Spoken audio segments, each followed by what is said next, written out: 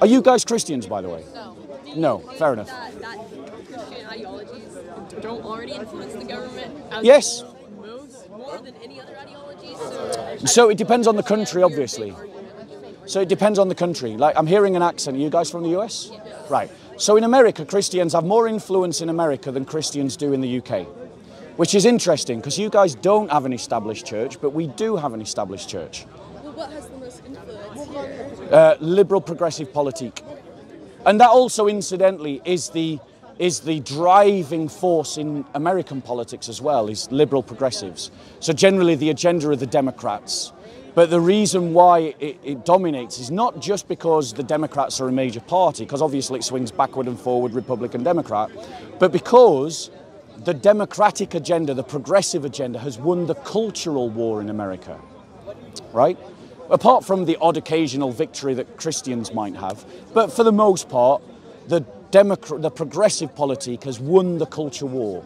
Most of the debates are settled questions. Our entry started so differently because it started from the idea that there were many faiths. And if you look at the colonies, there were many faiths, many sects. Yeah. And so the notion was that not having a religion of the state gave people the ability to worship God in the manner that they pleased, including Native Americans. Yeah. That was part of the way Rhode Island was even founded. Yeah. So we now have a country who believes in that separation of church and state. And the liberal agenda is not to do what you're suggesting. But let me, can I just let me reply to that? I'll take other comments, but let me reply to that one before you all jump in, right? So the point is, guys, is what's your name, madam? Dr. Kirk. Dr. Kirk. Oh, what a name. Dr. Kirk. So Dr. Kirk is absolutely right. The Puritans who were fleeing, the nonconformist Christians of England, were fleeing religious discrimination in England, and they went off to set up America. America was founded out of the political reflections of Christians, nonconformist Christians. That's why you don't have an established church. That's why you don't have an established religion. But the problem in America is that your understanding of the separation of church and state has been lost. And the reason why it's been lost is because progressive politicians don't recognize that their worldview has broken that separation.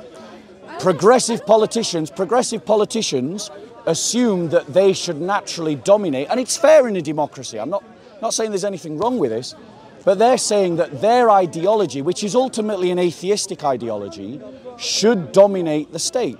I don't think they're trying to dominate at all. I think they're looking to affect change and move forward to a state where everyone's equal. And you're not dominated by religion and having to have people feel discriminated against because their ideas aren't counted by and recognized by the government. But it results in. Everyone recognizes that religion and politics are or religion influences politics, but what we're trying to do is just move away from that and become more inclusive. I don't think anyone's denying that or saying that this is all. So the point that what I would say though is that if your assumption is that one of the things that Christ teaches is that there is no neutrality. That's a fundamental Christian axiom of our politics. There's no neutrality. We don't believe in it.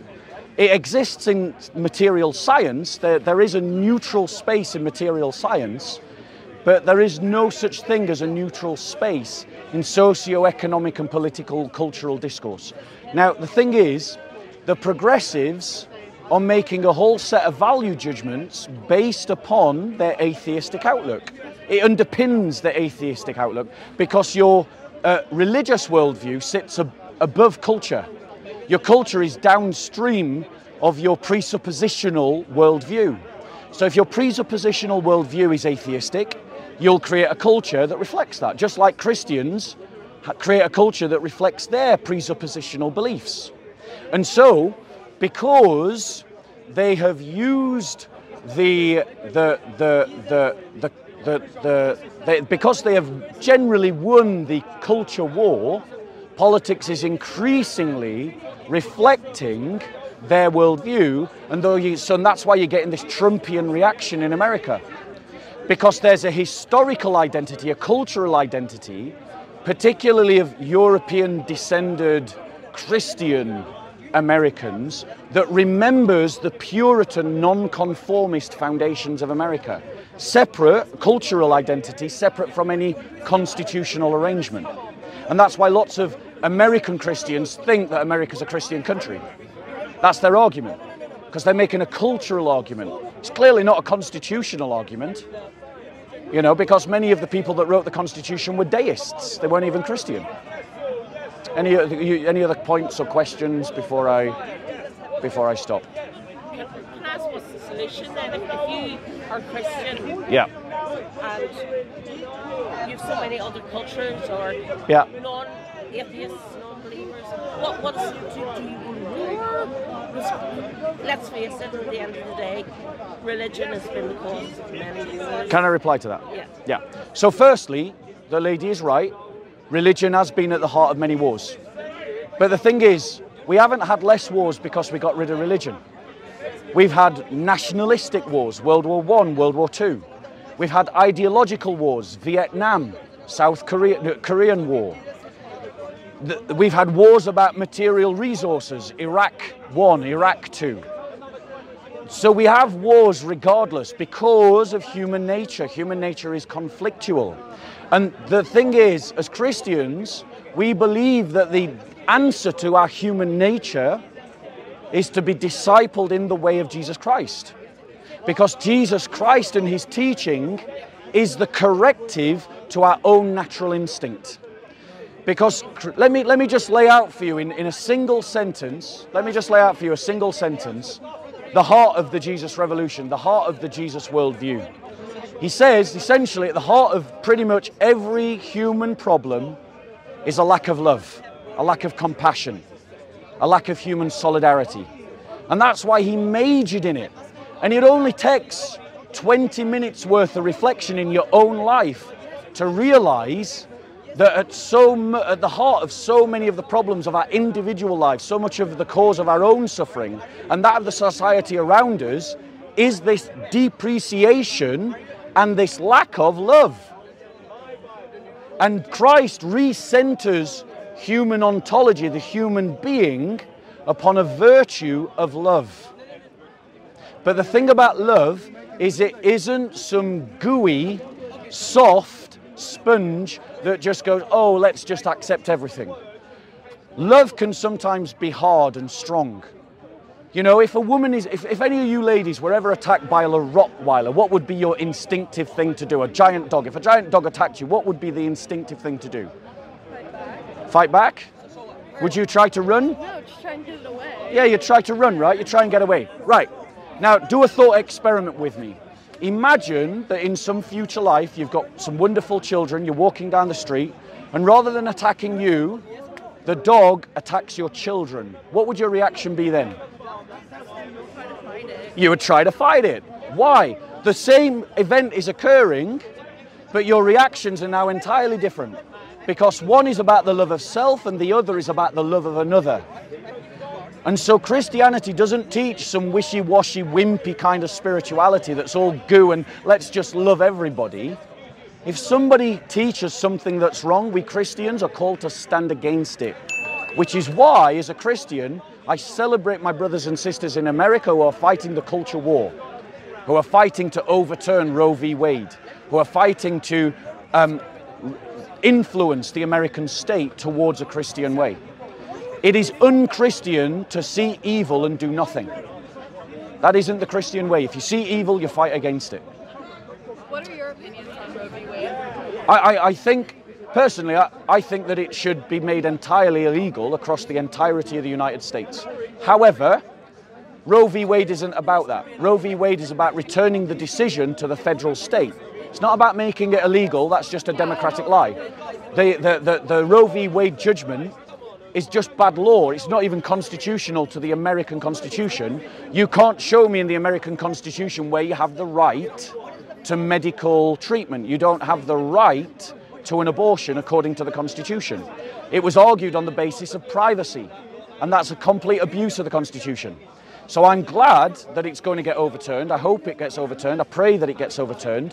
And I hope, God willing, state by state, through democratic means, that abortion is made illegal across the entirety of the United States. You hope it is.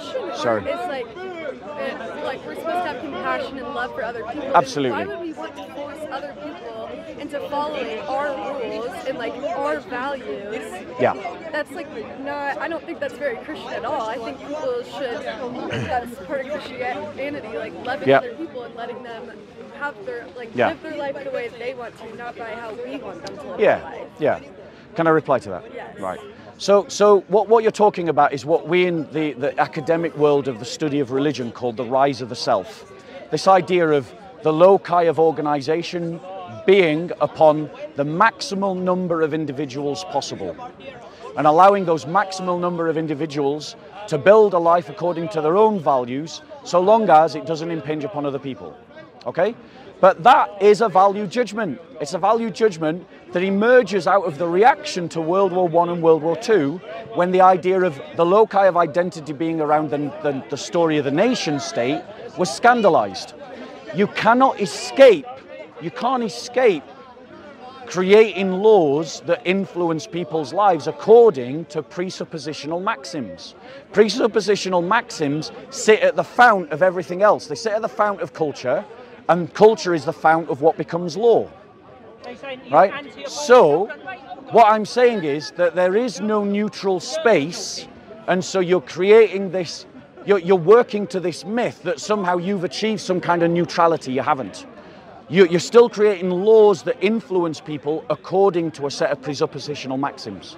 But people are never going to stop fighting if we keep forcing other people to do things that they don't believe in. But we do that all the time. Is it okay to do just because we do it all the time? So let me give you an example. There's an emergent debate in this country. I don't know whether America's ahead or behind this debate. But in this country, there's an emergent debate about whether pharmacists should be should be required to give the abortion pill. Now, lots of Christians object to that. We don't want to participate in abortion. But in this country, there's a debate about whether to force a pharmacist to give the abortion pill. Currently, they have the right of conscientious objection. Yeah, it's happening in the UK. Now, in America, right. But what I'm saying is, you just got to ignore the trolls. They want attention. They happen in the pot. So you just got to ignore the trolls. Focus on our conversation. Abortion. Eventually they get bored. So the question is, in this country, we're possibly going to pass a law. You should be able to force they're going to do possibly something pass a against her law will. that will force a pharmacist to give out abortion. Now, my question, now be a gentleman, the lady's asked you to shut up. Now, ladies, do you want to have a conversation with me? I just want to hear your reasoning. Yeah, exactly. And do you think he's helping that? I get what he's saying, yeah. but I want to hear what you're saying. There you go, she's asked you to shut up. I get what you're saying. Right, totally so be a gentleman and shut up. Now, so the point is, in America, if they passed a similar law, would you agree with it or disagree with it? Disagree. What was the law? Disagree. Right. So in America, if they said to you that it would be illegal to bear arms, to have a high-powered rifle, would you want to pass a law to ban that? Yeah. To be honest with you, I would. Right. As a Britishman, I'm kind of sympathetic to that point of view. I'm not in. Right. But my point is, we will always pass laws that force people to do something that they don't want to do. But having arms, like people are like, there's mass shootings going on in America. This is like a national threat. Yeah. So that's a situation where it's like, I don't think it's applicable. It's not the same. What about sacking people for opposing gay marriages? Do you agree with that? Well, no, because people should be able to do whatever they like. Follow their beliefs and live their lives the way they want to. So to a high degree, you're consistent to your worldview, and I appreciate that very much. To a high degree, you're consistent. But all I'm doing by these examples is pointing out to you that whatever ideology governs the state, they'll always be passing laws that somebody doesn't like. One of the wonderful things that we arrive to in Western politics, something that we should treasure and defend, is that we found a system of changing government that doesn't require the sword. i.e. we can have political fights fought through the ballot box. Now that's a lesson that we can teach the Muslim world that don't have that idea in their religion. We can teach it to China that doesn't have it in its political ideology. And it's something that we should treasure. But in that world, if Christians win the battle of culture, if they fairly win through the democratic process seats of power, then they have the right to pass laws that you don't like. Well, why does the Christian ideology have to be the dominant ideology? That's a fair question. Why can't the atheist ideology be, if that's what you're saying, why does it have to be Christian? So, as a Christian, I'm obviously committed to a Christian worldview. Right. And the Christian world, and granted, and I'm not committed to the liberal progressive view that governs me right now, but I still live in a country that's ruled by it. I still live in a country, hold on one second, I'm still living in a country where my taxes pay for nuclear weapons, where my taxes pay for a national health service. I still live in a country where if I speak against LGBT issues, I can lose my job, that there are limits on my freedom of speech. This is the reality that I live in. So just appealing to the fact that not everyone's a Christian, well, not every Christian's a liberal progressive, but yet we're still expected to live under laws by an ideology we don't agree with. So it's not a good argument.